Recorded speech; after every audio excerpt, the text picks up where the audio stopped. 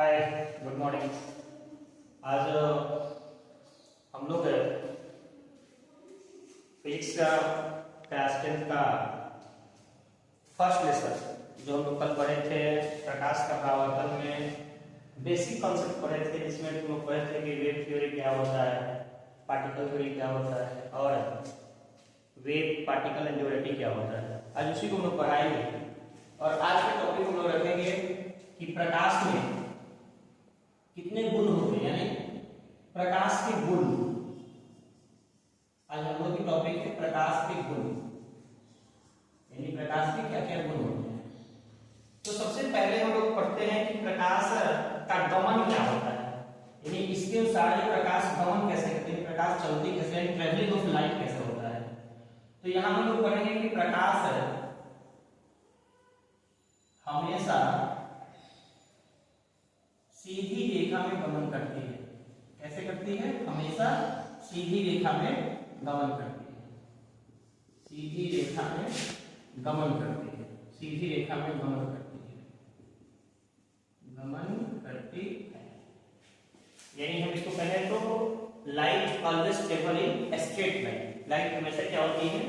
Straight line में travel करती है, सीधी रेखा में जाती है, ऐसे जाती है, ना कि ये जिगजैग करके जाए, ना कि ये जिगजैग करके जाएगी, ये नहीं है, यानी ये हमेशा क्या होती है?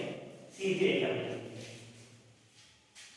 दूसरा क्या होता है कि प्रकाश को ट्रेवल करने के लिए, प्रकाश के लिए माध्यमों की आवश्यकता, माध्यमों की आवश्यकता नहीं होती, नहीं होती है। यानी कहने का क्या मतलब है इस लाइन से कि प्रकाश जो है ना, वो क्या होती है? निर्वात में ट्रेवल करती है। प्रकाश निर्वात, निर्वात मतलब क्या समझ में आता है आपको? वैक्यूम में ट्रेवल करती है। प्रकाश निर्वात में भी गमन करती है, गमन करती है। इसीलिए प्रकाश को क्या कहते हैं? प्रकाश को वेव कहते हैं, जो कल लोग पढ़े थे। और वेव किस प्रकार का वेव होता है?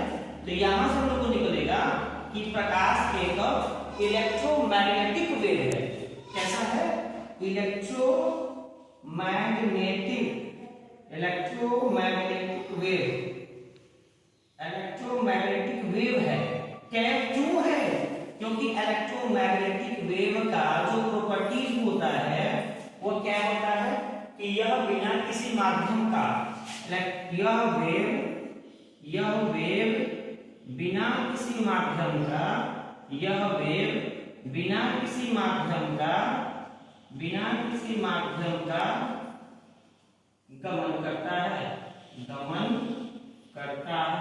इसीलिए प्रकाश को क्या कहते हैं? इलेक्ट्रोमैग्नेटिक वेव के नाम से भी जानते हैं। प्रकाश क्या है? इलेक्ट्रोमैग्नेटिक वेव है।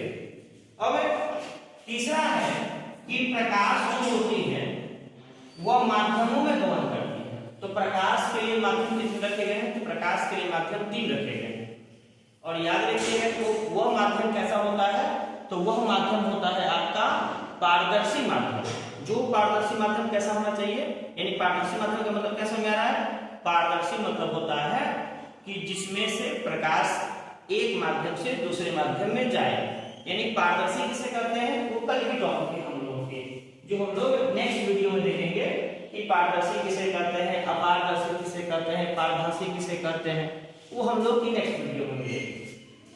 तो प्रकाश क्या होती है? प्रकाश पारदर्शी माध्यम, पारदर्शी माध्यम में गमन करती है, में गमन करती है, में गमन करती है। अब कहिएगा सर क्या पारदर्शी माध्यम में ही गमन करती है? नहीं, पारभासी में भी गमन करती है। लेकिन पारभासी में क्या होता है बेटा कि उसमें पार्शियली होता है, यानी थोड़ा सा होगा, थोड़ा सा नहीं होगा। Just like button paper, x-ray paper, जो कल हम लोग उसमें विस्तार से उसको पढ़ेंगे। तो पारदर्शी माध्यम क्या होगा? पारदर्शी माध्यम 3 होते हैं। कौन कौन होते हैं? तो पहला होता है जल, दूसरा होता है वाटर, क्या होता है वो? हवा, और तीसरा होता है ग्लास यानी शीशा। अब इन तीनों में क्या करती है? प्रकाश गमन करती है। अब तीनों में क्या एक ही चाल से गमन करती है? नहीं, तीनों में चाल अलग अलग होती है प्रकाश की। सबसे ज्यादा यदि किसी में प्रकाश की चाल होती है तो वो होती है वायु में, उसके बाद जल में, उसके बाद ग्लास में। तीनों क्या है माध्यम? आपका देख लीजिए पारदर्शी माध्यम है, यानी कहने का क्या मतलब है कि तीनों पारदर्शी है, ट्रांसपेरेंट है। ट्रांसपेरेंट कहते हैं इसको, पारदर्शी को क्या कहते हैं? ट्रांसपेरेंट। अब ट्रांसपेरेंट होने के कारण क्या होगा? प्रकाश निकल जाएगा और जाने के बाद क्या होगा? इनसे पार कर जाता है, तो गमन करती है। तो वायु कहिए या निर्वात कहिए, निर्वात किसे कहते हैं? अभी थोड़ा सा यहाँ पे हम समझेंगे निर्वात किसे कहते हैं। मैंने यहाँ पे कहा निर्वात, निर्वात का मतलब क्या होता है कि बिना किसी माध्यम का। अब बिना किसी माध्यम का मतलब क्या हो? न जल हो, न वायु हो, न ग्लास हो, न जल हो, न वायु हो, न ग्लास हो। मतलब क्या होनी चाहिए कि जैसे मान लो क्या है कि आपकी ये अर्थ एटमॉस्फेयर, अर्थ क्रस्ट है, यानी जमीन का ये सतह है, जमीन सतह है, अर्थ सरफेस है, इसको कहेंगे अर्थ सरफेस, अर्थ सरफेस। और यहाँ पे हमारी क्या है? सूर्य देवता है। तो यहाँ से जो प्रकाश की किरणें आती है वह हमारी धरती पर आती है। मान लो क्या है कि यहाँ पे मंगलुआ है, मंगलुआ यहाँ पे हो, इस मंगलुआ को क्या मिलेगा? लाइट मिलेगा। अब ये मंगलुआ को लाइट कहाँ से आ रहा है? तो मंगलुआ जहाँ पे है वो एटमॉस्फेयर है, ये मंगलुआ जहाँ पे है खड़ा हुआ वो सब एटमॉस्फेयर है। तो एटमॉस्फेयर का एक लेयर होता है कि कहाँ तक एटमॉस्फेयर होगा। मान लो कि यहाँ तक एटमॉस्फेयर है, ये सारी जो एरिया है वो क्या है सर? वो एटमॉस्फेयर है। एटमॉस्फेयर का मतलब समझ आ रहा है? उसको मतलब हिंदी में कहते हैं वायुमंडल। थोड़ा थोड़ा अंग्रेजी जाना करो, ठीक है? साइंस के स्टूडेंट को अंग्रेजी जाना करो, ऐसा नहीं कि बिहार बोर्ड में हो तो साथ अंग्रेजी जानोगे ही नहीं, थोड़ा सा जाना करो तभी जाकर समझ में आएगा।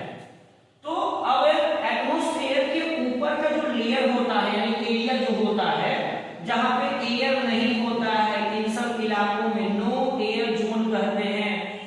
कौन पूछा नो एयर जोन कहेंगे?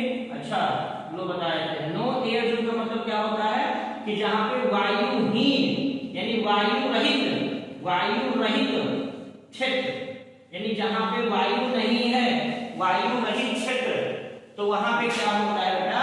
उसको कहते हैं निर्वात इलाका। यानी क्या कहते हैं? निर्वात। तुम्हारे भाषा में निर्वात कहते हैं और अंग्रेजी में इसको कहते हैं वैक्यूम। अब इस वैक्यूम से प्रकाश यदि नहीं आता, मान लो क्या है कि वह इलेक्ट्रोमैग्नेटिक गुण नहीं रखता, इलेक्ट्रोमैग्नेटिक गुण वेव का गुण नहीं रखता, तो क्या होता? प्रकाश आता नहीं आता। मंगलुआ को लगता, धूप नहीं लगता। यानी कहने का क्या मतलब है कि पहले प्रकाश कहाँ आएगा? पहले निर्वात में आएगा, निर्वात से ट्रेवल करते हुए कहाँ जाएगा? एटमॉस्फेयर में जाएगा। तब हमें क्या होगा? यह प्रकाश हमें आएगा धरती के सरफेस पे, यह प्रकाश हमें दिखेगा। धरती के सरफेस को यह क्या करेगा? प्रकाशित करता है। तो निर्वात में क्या होता है और वायु में क्या होता है? तो दोनों में प्रकाश की चाल सेम होती है। दोनों में क्या होती है? प्रकाश की चाल सेम होती है। कितनी होती है? तो 3 × 10⁸ मीटर पर सेकंड। इससे कम होता है जल में। कितना होता है? 2.5 × 10⁸ मीटर पर सेकंड। और ग्लास में सबसे कम होता है 2 × 10⁸ मीटर पर सेकंड। ये है आपकी पारदर्शी माध्यमों में प्रकाश की चाल, यानी जल में, वायु में और ग्लास में कितनी होती है। तो ये प्रकाश की कुछ प्रॉपर्टीज हैं, लाइट की प्रॉपर्टीज हैं। हम लोग देखेंगे क्या पहला प्रॉपर्टीज क्या है सर? तो पहला प्रॉपर्टीज है प्रकाश हमेशा सीधी रेखा में गमन करती है। जैसे मान लो क्या है कि एक पाइप लेते हैं, यहाँ पे एक पाइप है और इस पाइप के माध्यम से हम किसी वस्तु को देखते हैं, हमारी आंखें देख रही है इस वस्तु को, तो क्या होगी? यह वस्तु हमें दिखेगी। लेकिन वही पाइप हम क्या कर लेते हैं? जिगजैग पाइप कर लेते हैं, तो हमें यह प्रकाश यहाँ से आती हुई हमें यह स्पष्ट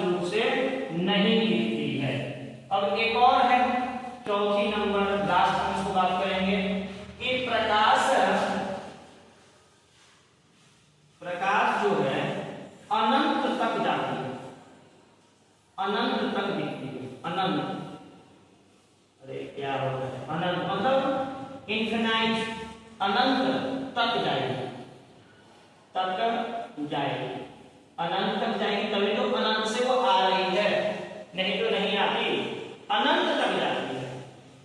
अब थोड़ा सा डिफर करेंगे हम लोग कि हम लोग क्लास 9 में पढ़े होंगे ध्वनि, कौन कौन पढ़ के आया है, जहाँ पे पढ़ रहे थे हमारे पास पढ़े हो गए तो पता है ध्वनि हमने पढ़ाया था। ध्वनि और प्रकाश में क्या अंतर है, पढ़ोगे अपलोड के पास तो कहाँ से मिलेगा। ध्वनि क्या होती है, ध्वनि और प्रकाश में अंतर यह होता है कि ध्वनि निर्वात में ट्रेवल नहीं करती है, याद रखना, ध्वनि निर्वात में ट्रेवल नहीं करती है और प्रकाश निर्वात में ट्रेवल करता है। पहला डिफरेंस है, प्रकाश निर्वात में ट्रेवल करता है।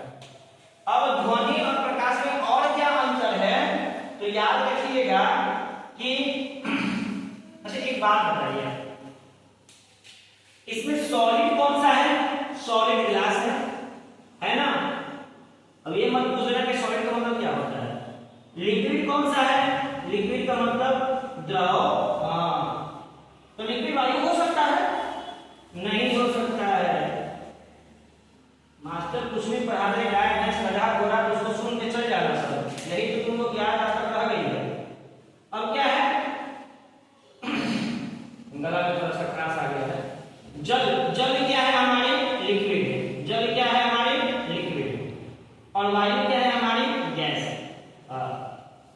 अब देखो, अब यहां पे हम देखने को मिल रहा है कि वायु यानी गैस में सबसे ज्यादा है, उसके बाद लिक्विड में इससे कम है, यानी हम कह सकते हैं कि प्रकाश की चाल जो होगी वह गैस में क्या होगी, सबसे अधिक, इससे कम किसमें होगी, लिक्विड में होगी, और इससे कम किसमें होगी, तो सॉलिड में होगी। देख रहे हैं, सबसे कम सॉलिड में ही है प्रकाश की चाल। अब यहां से बात आती है यहां पे कि ध्वनि में क्या होता है, ठीक इसके उल्टा होता है बेटा, ठोस में क्या होगा, सबसे अधिक होगा, द्रव में जो होगा बीच में, जैसे यहाँ पे द्रव यहाँ के बीच में है तो यहाँ भी द्रव बीच में ही रहेगा, द्रव क्या होगा, बीच में होगा, और सबसे कम किसमें होगा, तो सबसे कम गैस में होगा। ये बातें होगी, ठीक है, सॉलिड लिक्विड गैस वाली बात। यहाँ पे क्या होगा कि यहाँ पे सबसे ज्यादा गैस में होगा, दूसरे नंबर पे द्रव में होगा, और तीसरे नंबर पे क्या होगा, सबसे ज्यादा ठोस में होगा, सबसे कम ठोस में होगा, सबसे कम ठोस में होगा। याद रखना क्या, प्रकाश की चाल सबसे कम किसमें होगा, ठोस में होगा, और ध्वनि किसमें सबसे ज्यादा ट्रेवल करेगा, तो ध्वनि सबसे ज्यादा ठोस में ट्रेवल करेगा, ये सबसे कम ट्रेवल करेगा। तो आज के हम लोग की जो टॉपिक्स है वो टॉपिक्स हम लोगों ने क्या पढ़ा, प्रकाश के कुछ गुण को पढ़ा, जिसमें प्रकाश हमेशा सीधी रेखा में गमन करती है, प्रकाश के लिए माध्यमों की आवश्यकता नहीं होती है, यानी प्रकाश निर्वात में भी गमन करती है, प्रकाश पारदर्शी माध्यम में गमन करती है, जिसको कहते हैं लिक्विड, सॉलिड एंड गैस, जिसको जल, वायु और ग्लास, इसको हम